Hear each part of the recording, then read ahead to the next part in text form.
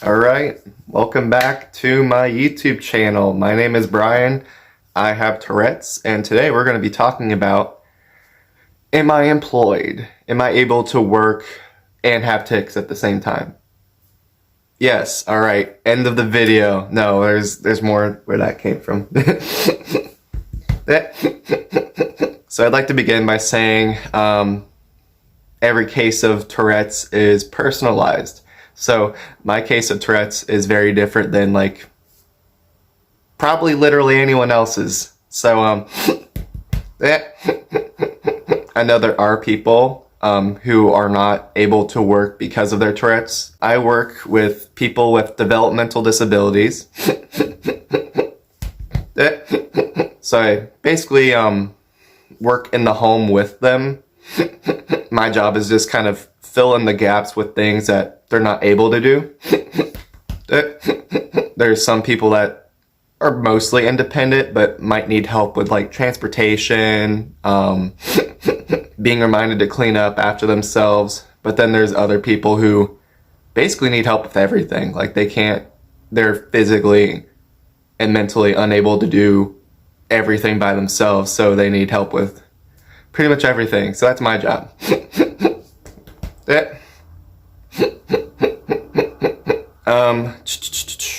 Getting the job, it was actually quite easy.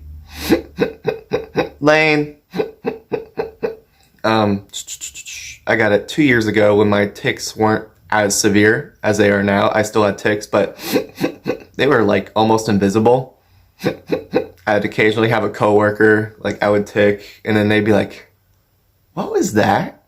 I'd have to explain to them, this was before I was diagnosed, by the way, and I would just say, I just have tics. I've had them since I was 14. And they're like, "Oh, okay, cool." And then it got worse, and then people were like, "Brian, are you okay?" I'm like, "I think so." Lean. No, don't fucking say it. So, Bob Saget. So, when the tics got more severe, I was kind of worried that I wouldn't be able to do my job anymore, but luckily that wasn't the case. So I was worried that it would all fall apart when I started to have my coprolalia tics.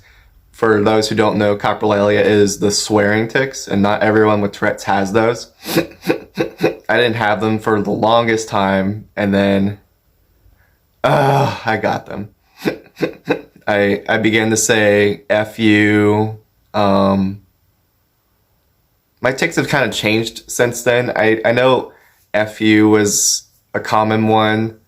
I would also say I'm effing this, I'm effing that. Really obscene and rude and embarrassing things to say would just come out of my mouth. Lane. So I was worried once I had that, it would just be all over. But luckily for me,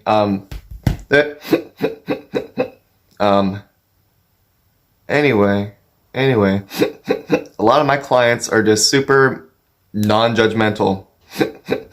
There's one guy who imitated my tics for a little bit before I was diagnosed with Tourette's, and then eventually his mom kind of explained because I suspect that it was Tourette's, so I told him I suspect that it's Tourette's. So his mom explained to him what Tourette's was, and he got a little bit of education in him, so he doesn't judge me anymore for my tics, which is awareness moment.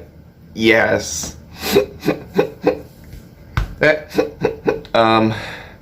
There's other people though. There's one guy in particular. I almost never work with him, luckily, but I've explained to him hey, I have Tourette's, I can't help it. You shouldn't make fun of me. And then that would be me making fun of you for your disability. And you're like, "Oh, okay." And then he'd imitate my tics, and he'd make horse noises or monkey noises in front of me, trying to get me to have that as a tic because he thought it was funny. Ay, ay, ay. Oh my golly. Dickhead.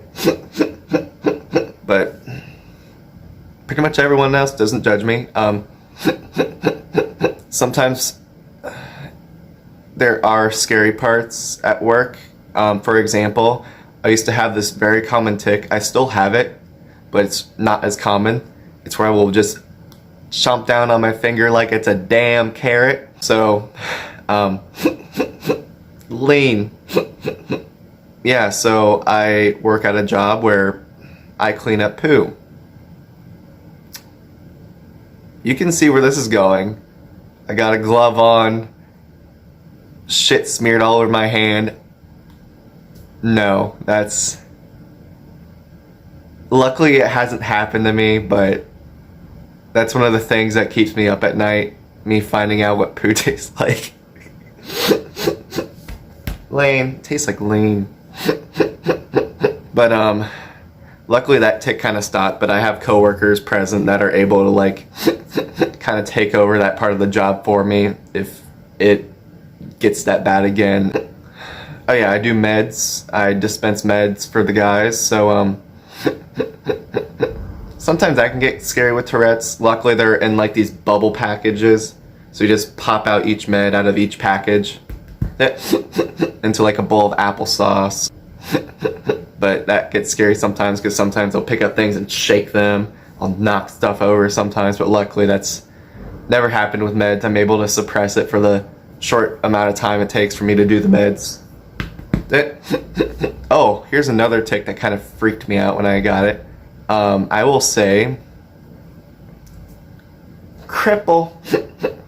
You think about it and then the tic comes out. I was trying to like say, oh, I would say the C word, but nope. Cripple, cripple, cripple. Cripple. Lame. Yeah. And working with people with disabilities, that's a big old slur right there. I would say cripple to the patients, and luckily again they don't really judge me, so yay on that. Luckily a lot of them don't even know what that means, which is great.